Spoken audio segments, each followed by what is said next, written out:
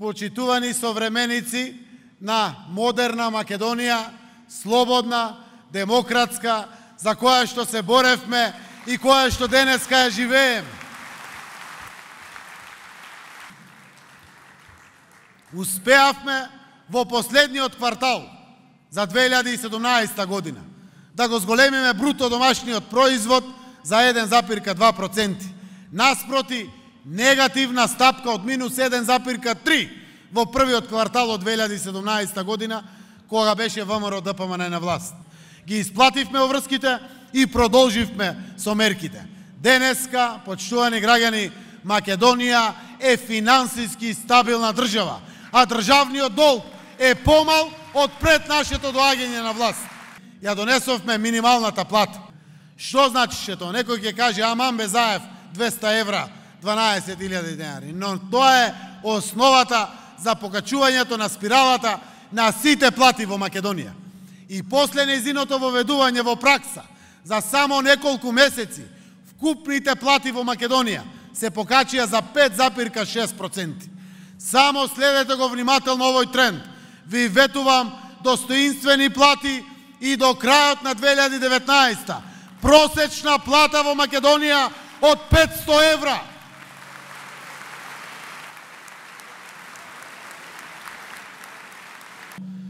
Треба и сегашните генерации кои што работат, без разлика дали се од помладите или постарите, да дочекат пензија. Затоа, преку ваквите политики, ќе го стабилизираме пензискиот фонд до крајот на годината. И 2019 година ќе биде година каде што повеќе дупката на пензискиот фонд нема да расте. Ако бидеме успешни со политиките за работни места и вработување, дупката ќе почне да се намалува. Нема да бидат некои од мерките популарни, но ќе бидат честни према државата. Затоа што треба да го обезбедиме и унапредиме квалитетниот живот на сегашните пензионери, но треба да им гарантираме пензија и на идните пензионери. Пред излегување сме и на реформата за лековите. Сите знаеме и гледаме и ние дека до 15 во месецот има лекови. После 15 не дават лекови од позитивната листа. Сега ќе добијат комплетна квота, без да се растеретени со ваквите математики. Ќе имат комплетна квота, за да не штедат на оние лекарства кои што им требат на болните луѓе, а да дават од оние кои што се неопходна секојдневна потреба. На тој начин 30 до 31 ден во месецот ќе бидат достапни лековите од бесплатната листа на лекови. Но со членство во НАТО ние сме стабилни и безбедни. И нешто сме стабилни и безбедни. А знаат нашите дедовци како е да губите членови на семејствата кога нема стабилност и безбедност. Но тоа не е само стабилност и безбедност. Тоа е економија, тоа е повеќе инвестиции, тоа е квалитет плюс на живот. А со Европската Унија, уште со датум за преговори, се отварат дополнителни структурни фондови, кои што има дуплирани пари за субвенции, помошти за економски раст и развој, подкрепа на социјалните аспекти на државата и уште што ли не во Македонија.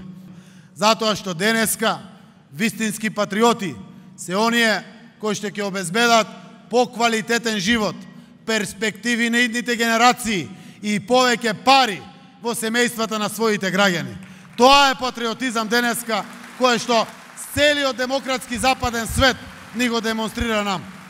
Нашиот национален идентитет ќе биде загарантиран до крај, ама ќе биде загарантирана и иднината и на сегашните на идните генерации.